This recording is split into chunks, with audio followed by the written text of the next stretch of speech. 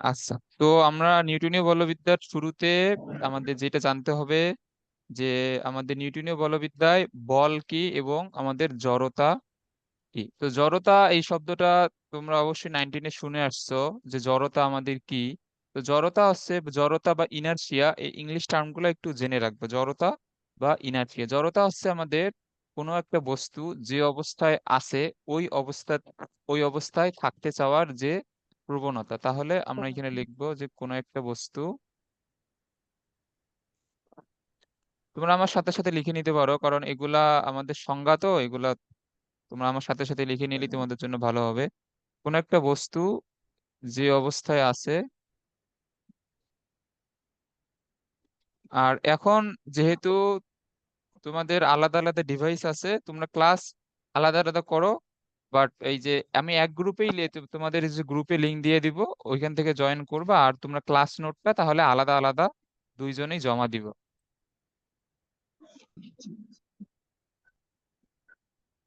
এবং প্রতিদিনের class note প্রতিদিনই দেয়া লাগবে। সেই অবস্থায় থাকতে চাওয়ার যে প্রবণতা,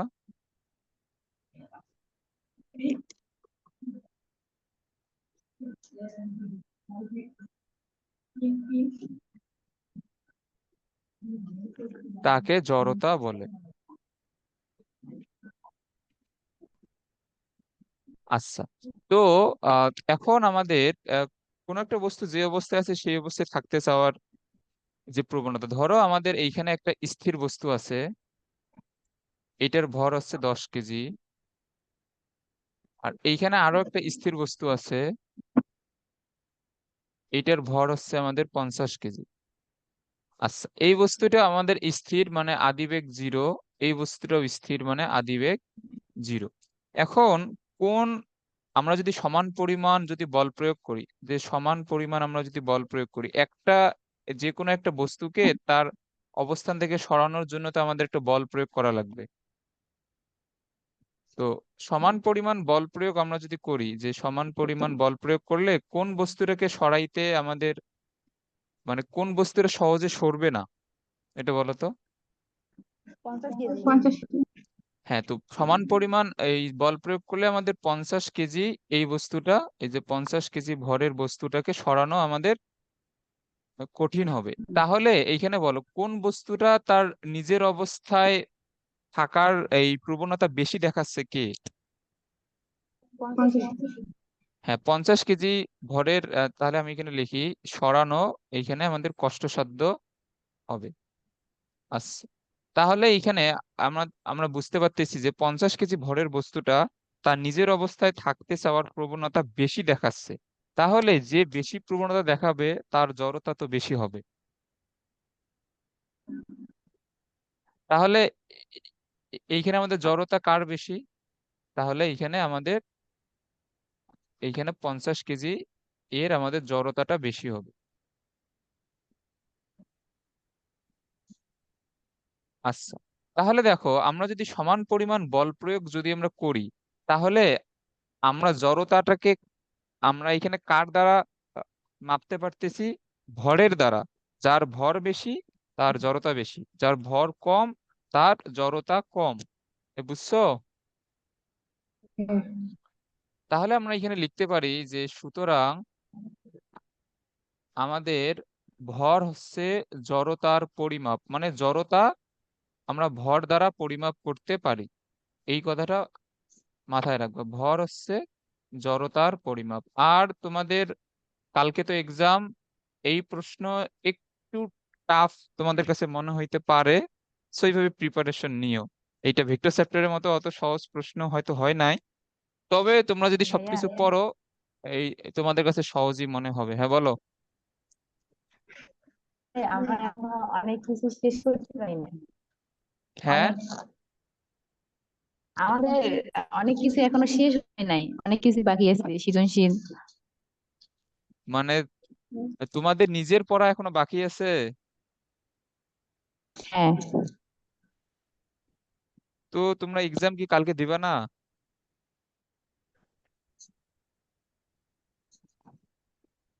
হ্যাঁ,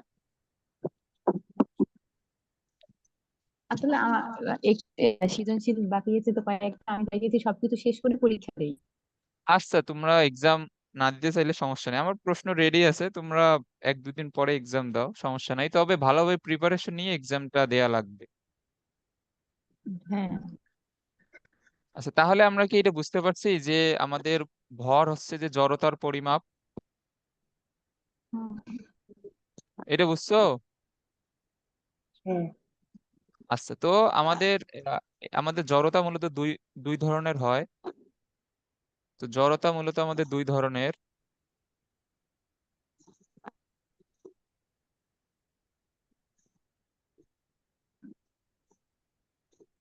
জড়তা মূলত হচ্ছে আমাদের দুই ধরনের, একটা হচ্ছে স্থিতি জড়তা,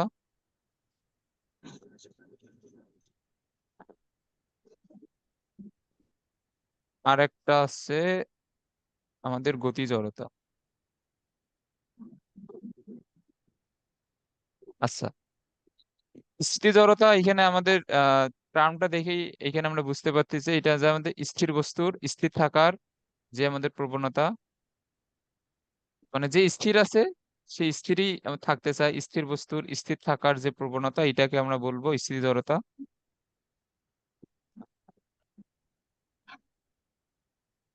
আর আমাদের গতি জড়তা হচ্ছে আমাদের গতিশীল বস্তুর আমাদের গতিশীল থাকার যে প্রবণতা।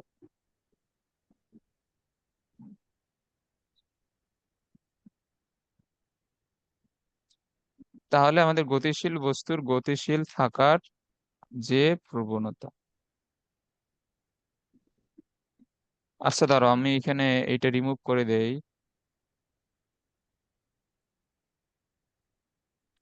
হ্যাঁ, তাহলে দেখো, আমরা তো স্থিতি জড়তা আমরা দেখলাম যে আমরা এটা এটা ভরের সাপেক্ষে আমরা পরিমাপ করতে পারবো। এখন আমরা যদি গতি জড়তার ক্ষেত্রে আমরা যদি দেখি যে এটা যদি আমাদের গতি জড়তা হয়, তো ধরো এইখানে আমাদের আহ আচ্ছা, আমি তো ছবি আঁকাতে অত বেশি মানে পাকা না, আমি এখানে লিখেই দিই। ধরো এখানে একটা সাইকেল আর এখানে একটা ট্রাক। সো একটা সাইকেল আর একটা ট্রাক আমাদের দুইটাই ধরো যে 50 মিটার পার সেকেন্ড বেগে গতিশীল। দুইটাই 50 মিটার পার সেকেন্ড বেগে আমাদের সামনের দিকে আহ, এখানে গতিশীল। তাহলে কোনটাকে থামাইতে বেশি পরিমাণ বল প্রয়োগ করতে হবে বলো? ট্রাক। হ্যাঁ, ট্রাককে থামাইতে, মানে দেখো এইখানে আমাদের কি, আমাদের এই যে আমাদের গতিশীল বস্তুর গতিশীল থাকার যে এই প্রবণতা, তো তাহলে এইখানে যাকে আমাদের যাকে থামাইতে বেশি পরিমাণে কষ্ট হবে তার নিজের অবস্থায় থাকার প্রবণতা বেশি, মানে ট্রাকের তার নিজের অবস্থা বলতে গতিশীল থাকার প্রবণতাটা বেশি, জন্যে সে সহজে থামে না। আর সাইকেলের প্রবণতা কম, জন্যে সে সহজেই থেমে যায়। তো এই যে প্রবণতা, এইখানে আমরা এটাকে কার সাপেক্ষে এটা পরিমাপ এখানে করব? ভরের সাপেক্ষে, কারণ ভর ট্রাকের ভর। ভরটা বেশি, জন্যে ট্রাকের জড়তাটা বেশি, মানে ট্রাকের গতি জড়তা বেশি, জন্য সে সহজে থামতেছে না। সাইকেলের ভর কম, সাইকেলের গতি জড়তাও কম, জন্য সে সহজেই তার নিজের অবস্থাটা পরিবর্তন করতেছে। তো বুঝছো? হুম। তো এখানে সাইকেলের আমরা কি, সাইকেলের ভর কম, ভর কম জন্য কি তার গতি জড়তাও কম। আচ্ছা, তো যার গতি জড়তা কম সে তো সহজেই তার অবস্থার পরিবর্তন করবে। তো এ সহজেই আমাদের তাহলে সহজেই আমাদের এই যে এইখানে গতির পরিবর্তন করে। আচ্ছা, এই জিনিসগুলো বুঝতে পারছো যে আমরা স্থিতি জড়তা বা গতি জড়তা দুই ক্ষেত্রেই আমরা এটা ভর দ্বারা পরিমাপ করতে আহ, এখানে দুইটাই আমাদের ভর দ্বারা পরিমাপ করা হয় মূলত, এই জন্য আমাদের সুতরাং এই যে আমরা ভর হচ্ছে মূলত জড়তার পরিমাপ, সো এর ভর বেশি, তাহলে এর হচ্ছে গতি জড়তা বেশি।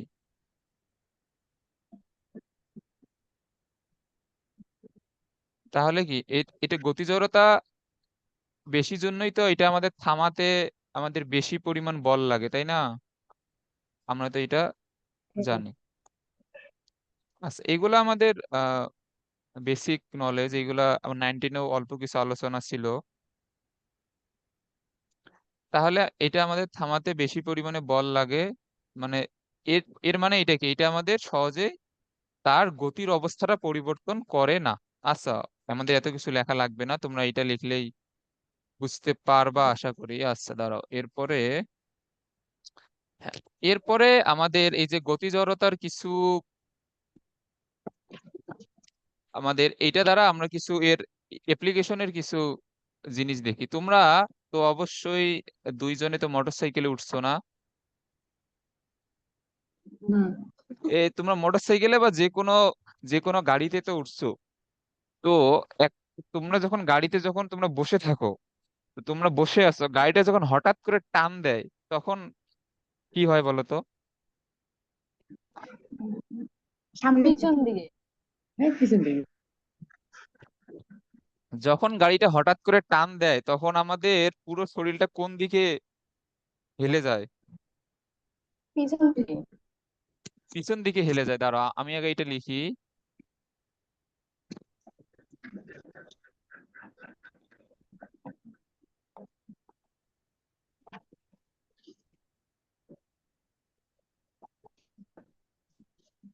দেখো, আমাদের আমাদের বসে থাকা গাড়ি হঠাৎ করে টান দিলে আমাদের যাত্রী কি হয়, আমাদের পিছন দিকে হেলে যায়। এইটা তো হয় না? হ্যাঁ। আচ্ছা, তো এইটা রিজনটা কি? এটা হচ্ছে এর স্থিতিজড়তা। এর কারণ হচ্ছে আমাদের, না না। মানে, হ্যাঁ, তুমি যেটা বলছো এটা ঠিক আছে, স্থিতি জড়তা। তো দেখো, আহ এখানে চিত্রটা আমি আঁকবো কিভাবে, দাঁড়াও, আমি একটা একটা ছবি নিয়ে আসি। ছবি নিয়ে আসলে তোমরা এটা, আমি আরো ভালোভাবে এটা বুঝাইতে পারবো, কারণ আমি তো এটা চিত্র আঁকতে পারবো না। আচ্ছা দাঁড়াও 1 মিনিট।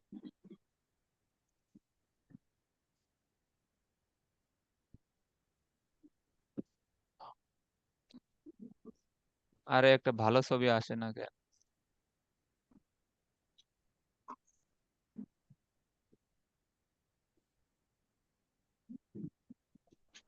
আচ্ছা, এটাই নেই, দাঁড়াও।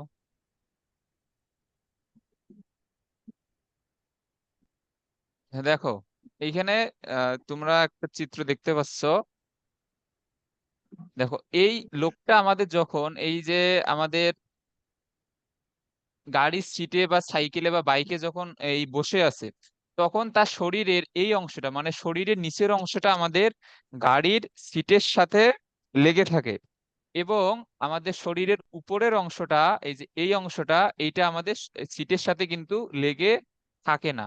তো দেখো, যখন গাড়ি টান দেয়, তখন আমাদের মানে যে যে অংশটা সিটের সাথে লেগে আছে, তো যখন গাড়ি টান দিবে তখন ওই অংশটা তো সিটের সাথেই আমাদের গতিশীল হয়, কিন্তু উপরের অংশটা তো সিটের সাথে লেগে থাকে না।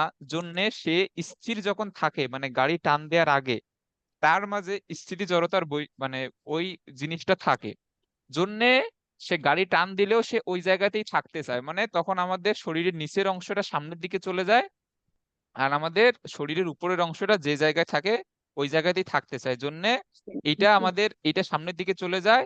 তখন আমাদের শরীরের সামনের অংশটা পিছনের দিকেই, মানে থাকতে চায় বলতে, তখন ওইটা আপনি পিছনের দিকে চলে আসে আর কি। বুঝতে পারছো? হুম। তো এইটা আমাদের এই যে আমাদের নিচের অংশ। আচ্ছা দাঁড়াও, এইটা আমি একটু ভালোভাবে লিখি। তো শরীরের আমাদের নিচের অংশ সামনে চলে যায় এই গাড়ির সাথে।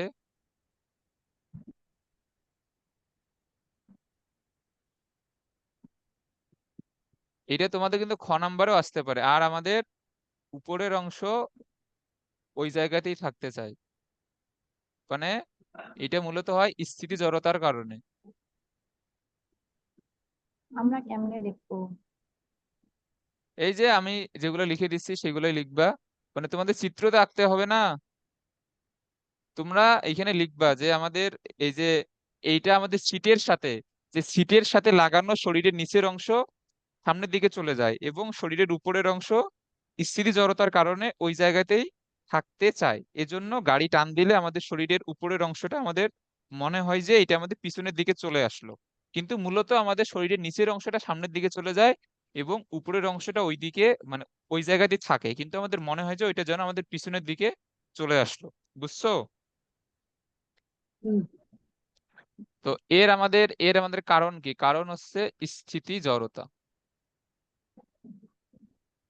এই যে এইটা আমাদের কোন কারণে হয়, এই যে এইটা এই জিনিসটা কিন্তু হয় আমাদের স্থিতি জড়তার কারণেই।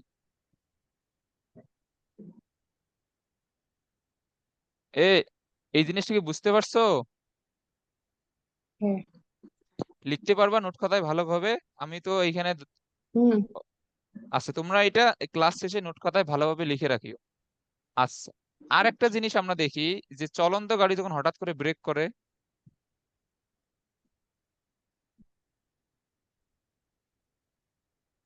তখন কি হয় বলো? তখন তো সামনের দিকে ঝুঁকে যায়। হ্যাঁ, আমাদের চলন্ত গাড়ি হঠাৎ করে ব্রেক করলে আমাদের যাত্রী সামনের দিকে আমাদের হেলে পড়ে।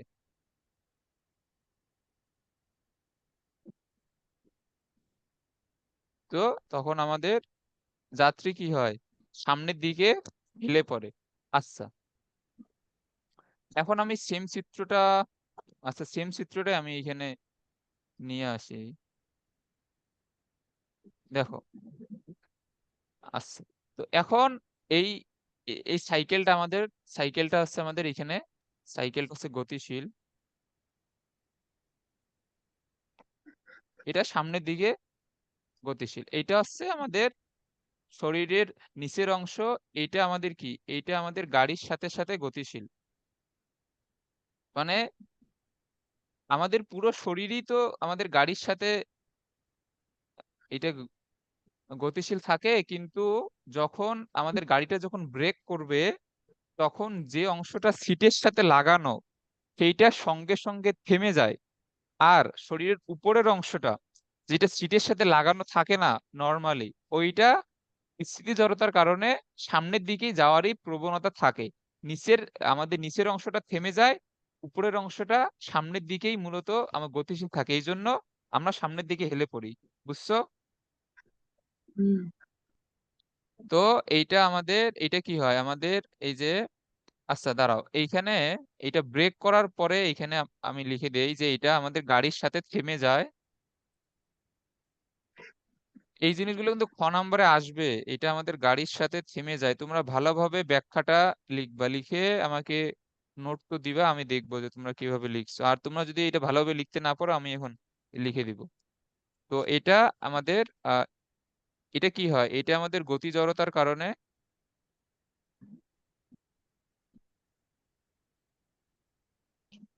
সামনের দিকে চলে যায়। বুঝছো? এই এই দুটো জিনিস ভালোভাবে। হ্যাঁ। আচ্ছা, তো এর কারণ হচ্ছে গতি জড়তা। তো আমাদের দুই ক্ষেত্রে দুইটা উল্টা জিনিস, মানে যখন হঠাৎ করে টান দিবে তখন আমাদের নিচের অংশ তো এই যে গাড়ির সাথে চলে যায়, উপরের অংশ স্থিতি জড়তার কারণে ওই ওই জায়গায় থাকতে চায়, জন্য পিছনের দিকে আমাদের মনে হয় যে চলে আসে। আবার যখন আমাদের গতিশীল গাড়ি ব্রেক করে, তখন নিচের অংশটা হুট করে থেমে যায় এবং উপরের অংশটা আমাদের গতি জড়তার কারণে সামনের দিকে চলে যায়, জন্য আমরা সামনের দিকে হেলে পড়ি। সো এই দুইটা জিনিস, একটার কারণ স্থিতি জড়তা আর একটার কারণ হচ্ছে গতি জড়তা। তোমরা এই দুইটা জিনিস আশা করি বুঝতে পারছো। লিখে নিছো? হ্যাঁ। হুম।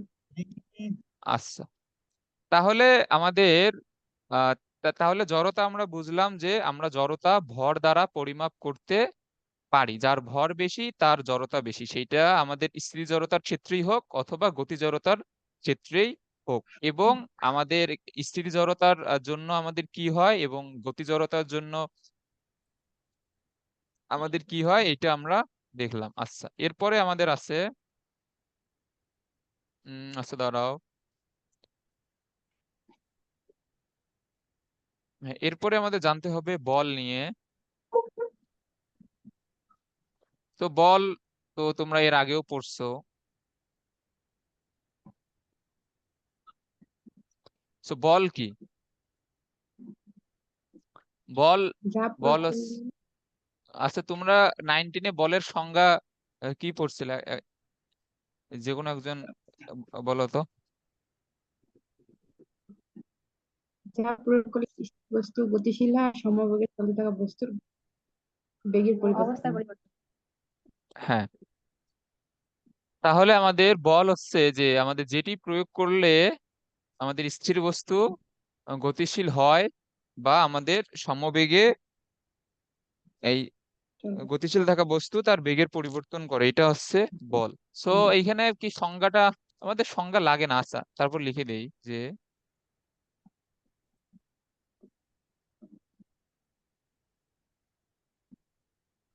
যেটি প্রয়োগের ফলে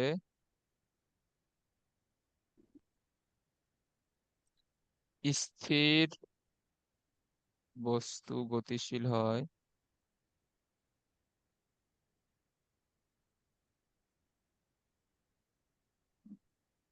অথবা সমবেগে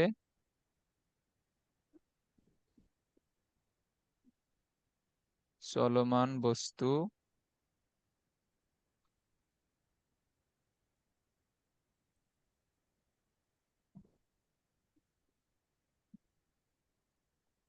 আরে ধুর, লেখা না কেন? So, চলমান বস্তুর বেগের পরিবর্তন হয়, তাকে বল বলে। আচ্ছা, এটা তো আমরা জানি। তো আমরা যে একটু আগে যে জড়তা পড়লাম, তো আমাদের এই যে জড়তার, এই জড়তার পরিবর্তনের জন্য কিন্তু আমাদের বল লাগে। মানে জড়তার পরিবর্তন বললে একটা একটা বস্তুর অবস্থার পরিবর্তনের জন্য অবশ্যই বল প্রয়োগ করতে হবে। সো আমরা যদি আরো একটু আরো একটু ভালোভাবে সংজ্ঞা লিখতে চাই, আমাদের ইন্টারে মানে যে ধরনের সংজ্ঞা আছে, বল হচ্ছে একটি বাহ্যিক কারণ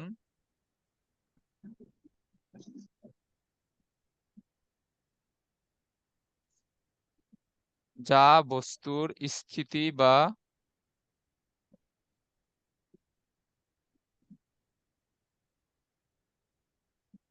গতীয় অবস্থার স্থিতি বা গতীয় অবস্থার দ্বারাও স্থিতি বা ও, গতীয় অবস্থার পরিবর্তন করে বা করতে চায়। সো বল প্রয়োগ করলেই যে সবসময় পরিবর্তন হবে তা কিন্তু না। যেমন একটা একটা 50 মিটার পার, না 50 মিটার পার সেকেন্ড না, ধরো যে একটা ট্রাক অনেক জোরে এই এই চলতেছে, বা একটা ট্রেন অনেক জোরে চলতেছে, তুমি যদি তার তার সামনে গিয়ে একটা একটা জাস্ট একটা যদি ঘুষি দাও, বা এই তাকে যদি টেনে ধরো এই পিছন থেকে, তার কি অবস্থার কোনো পরিবর্তন হবে আদৌ? না। তো আমাদের সবসময় যে বল প্রয়োগ করলে অবস্থার পরিবর্তন হবে সেটা না, আমাদের হইতেও পারে নাও হইতে পারে। সো এটা আমাদের একটা সংজ্ঞা হইতে পারে, অথবা তোমাদের 19-এর যে সংজ্ঞাটা আছে তোমরা এটাও ইউজ করতে পারো। লিখে নিছো? হুম। আচ্ছা। তো আমাদের এটা আমাদের বুঝতে হবে যে বল কোন একটা বস্তুর অবস্থার পরিবর্তন করতেও পারে, আবার নাও করতে পারে। তো এখন এই যে আমরা যে লিখলাম যে বস্তুর বেগের আমাদের পরিবর্তন হয়, তো বেগের পরিবর্তন কয়ভাবে হইতে পারে বলো? আমাদের বেগের পরিবর্তন দুইভাবে হইতে পারে। যদি বেগ হ্রাস পায় তাহলে ওইখানে প্রযুক্ত বল মন্দন সৃষ্টি করবে, আর যদি বেগ বৃদ্ধি পায় তাহলে ওইখানে প্রযুক্ত বল ত্বরণ সৃষ্টি করবে। তোমরা এগুলা জানো। আচ্ছা, তো এখন আমরা এখানে বলের কিছু আমরা বৈশিষ্ট্য লিখবো।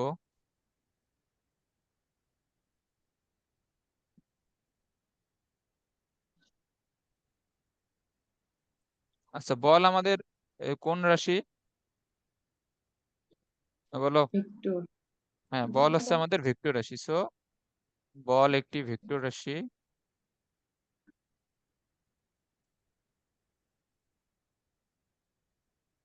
বল একটা আমাদের ভেক্টর রাশি।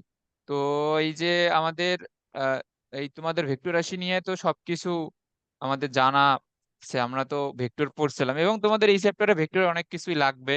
আজকেও আমাদের একটা ভেক্টরের একটা জিনিস লাগবে। এটা তোমাদের ও- এটা এটা কোনটা জিনিস লাগবে, আজ আমাদের ত্রিমাত্রিক স্থানাঙ্ক ব্যবস্থায় কোনো একটা ভেক্টর আমরা যখন আমরা আমরা পড়ছিলাম, সেইটা তোমাদের লাগবে। তো এটা একটু এই এই মনে রাখিও। আচ্ছা, বল একটা আমাদের ভেক্টর রাশি। তো এই যে আমাদের বল যে ভেক্টর রাশি, এইটা দ্বারা আমরা কি, আচ্ছা দাঁড়াও, এইটা হচ্ছে যে, তাহলে আমরা যেই দিকে বল প্রয়োগ করব ওই বস্তুটার আমাদের গতির পরিবর্তন সেই দিকেই হবে। তো যেই দিকে বল প্রয়োগ করব বস্তুটার গতির পরিবর্তন সেই দিকেই হবে।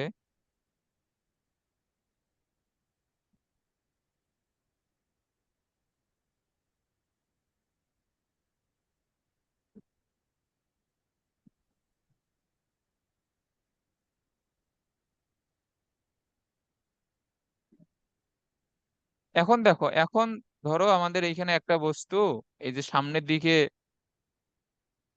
যাচ্ছে 10 মিটার পার সেকেন্ড বেগে।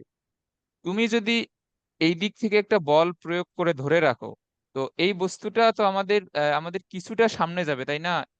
এই বস্তুটা তো কিছুটা সামনে যাবে, তুমি তো সঙ্গে সঙ্গে থামাইতে পারবে না, তোমাকে কিছুক্ষণ বল প্রয়োগ করে ধরে রাখার পরে ওইটা না একটু আস্তে আস্তে থেমে যাবে। এখন তোমাদের মনে হইতে পারে যে আমাদের বস্তুটা আমাদের যাইতেছে এইদিকে, কিন্তু আমরা তো বল প্রয়োগ করলাম এই দিকে, তারপরও আমাদের এই সামনের দিকে তো বস্তুটার একটা সরণ হয়। হয়ে যাবে। তো এইটা আমাদের কি তোমরা এখানে আমি যেখানে লিখলাম বস্তুর গতির পরিবর্তন সেই দিকেই হয়, কিন্তু আমরা এখানে দেখতে পাচ্তেছি বল যেই দিকে, তাহলে আমাদের বস্তুটা তো সামনের দিকে যাইতেছে, কিন্তু এইখানে আমাদের মূলত কি সৃষ্টি হচ্ছে, ঋণাত্মক ত্বরণ বা মন্দন সৃষ্টি হচ্ছে। তো তার দিকটা মূলত আমাদের কোন দিকে, তার দিকটা কিন্তু আমাদের মূলত উল্টো দিকেই, তাই না? এখন এই যে তোমরা যদি এখানে ঋণাত্মক, এই যে আমাদের মন্দনের দিকে এখানে এই কোন দিকে হবে, এখানে মন্দনের দিকটা হবে কোন দিকে, এই দিকেই হবে না? বন্ধনের দিক বুঝি না। বুঝতে পারো না এটা? না। আচ্ছা দাঁড়াও, এই যে দেখো, এইখানে একটা যদি বস্তু থাকে, এটা এটা খেয়াল করো, এটা যদি আমাদের এম ভরের একটা বস্তু হয়, তুমি যদি এটাকে এফ বল যদি প্রয়োগ করো, তাহলে এর আমাদের যদি এ ত্বরণ সৃষ্টি হয়, তাহলে আমাদের F is equal to M A. A এর দিক, এ তো একটা একটা নিজে একটা ভেক্টর রাশি। তো আমাদের এটা যদি এফ হয়, এফ আমরা যেদিকে প্রয়োগ করব মানে বস্তুটার বেগ তুমি যদি বৃদ্ধি করো, আচ্ছা একটু দাঁড়াও 1 মিনিট।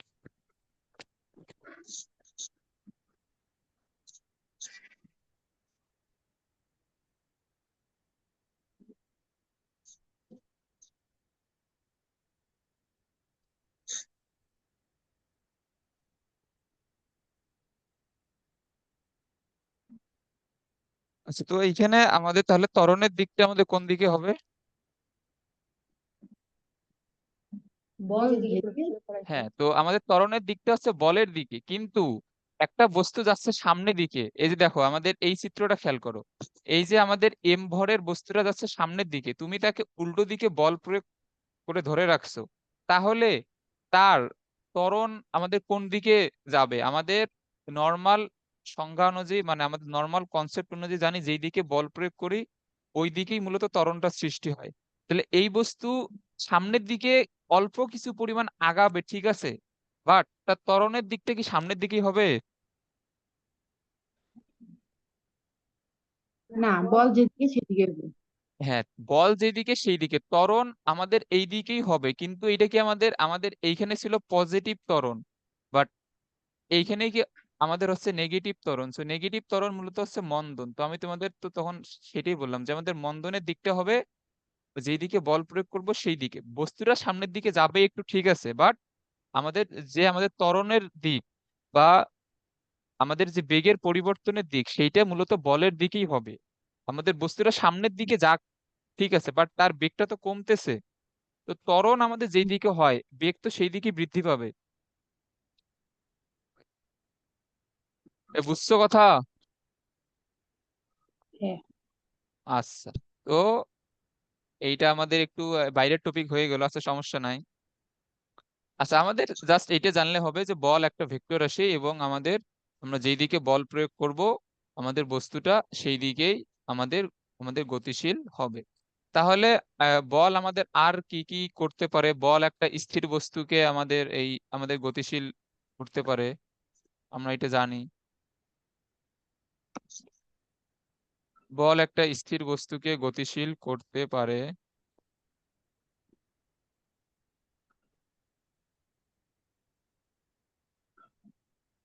আবার বল কি করতে পারে? একটা গতিশীল বস্তুতে ত্বরণ অথবা মন্দনের সৃষ্টি করতে পারে। তাহলে ত্বরণ এক একটা গতিশীল আমাদের বস্তুতে কখন ত্বরণ সৃষ্টি হবে?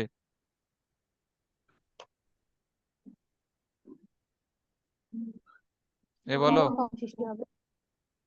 বেগ বৃদ্ধি হলে হ্যাঁ, নাকি আবার বলো। না কিছু না, বেগ বেগের বেগের পরিবর্তন। পরিবর্তন হলে। আচ্ছা এর আগে তো আমি তোমাদের কথা শুনতাম ভালোভাবে, তোমরা এখন দুজন একসাথে বলতেছো তো আমার শুনতে সমস্যা হচ্ছে।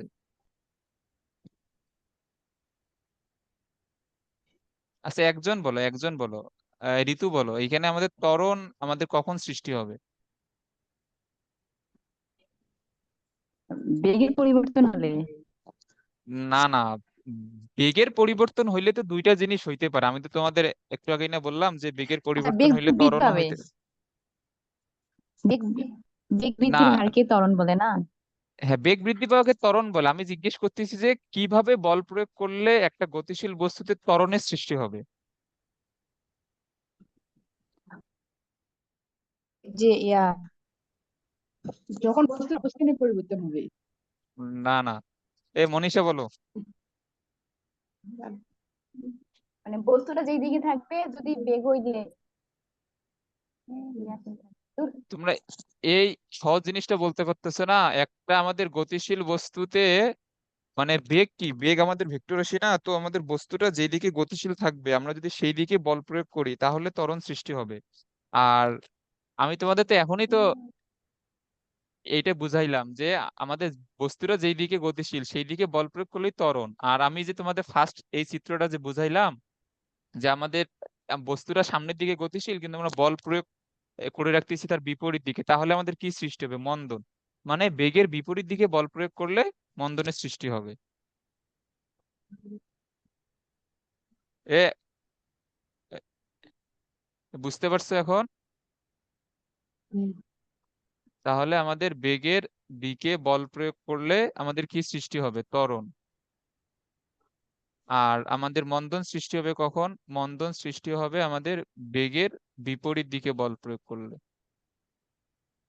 মানে বেগ আমাদের যেদিকে ক্রিয়াশীল তার বিপরীত দিকে বল প্রয়োগ করলে আমাদের মন্দন সৃষ্টি হবে। তাহলে এখানে হচ্ছে বেগের বিপরীত দিকে বল প্রয়োগ করলে। এগুলো আমাদের খুবই বেসিক নলেজ, এইগুলো ভালোভাবে জানতে হবে। এগুলো বুঝছো? হুম। লিখে নিছো? লিখে নিছো? হ্যাঁ। আচ্ছা, তো আমাদের আমাদের আরেকটা আমাদের জিনিস আছে যে বল জোড়ায় জোড়ায় কাজ করে। তো আমরা তো এই জিনিসটা আমরা আগে থেকেই জানি যে ওই যে আমাদের নিউটনের থার্ড ল তোমাদের জানা আছে না? আচ্ছা। তো এইটা আমরা এই চ্যাপ্টারও পড়বো, তবে ওইটা পড়ার আগে আমাদের এইটা একটু জেনে রাখতে হবে যে বল আমাদের জোড়ায় জোড়ায় কাজ করে। যে তুমি কোনো একটা বস্তুর উপর বল প্রয়োগ করলে এই যে নিউটনের আমাদের থার্ড ল অনুসারে ওই বস্তুটাও আমাদের প্রথম বস্তুর উপর একটা প্রতিক্রিয়া বল প্রয়োগ করে।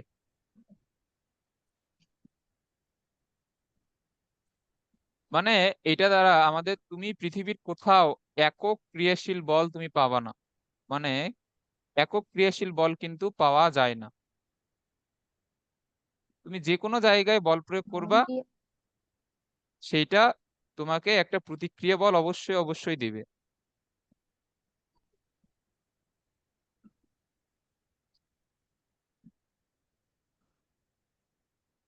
তো এটা আমাদের একক ক্রিয়াশীল বল পাওয়া যায় না। তো আমাদের বল যে জোড়ায় জোড়ায় কাজ করে তার মধ্যে একটা হয় আমাদের ক্রিয়া বল আর একটা হয় আমাদের প্রতিক্রিয়া বল। সো এটা আমাদের একটা ক্রিয়া বল আর একটা হচ্ছে আমাদের প্রতিক্রিয়া বল।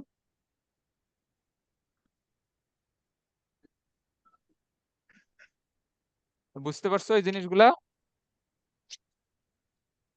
হ্যাঁ। আচ্ছা, এটার সময় প্রায় শেষ।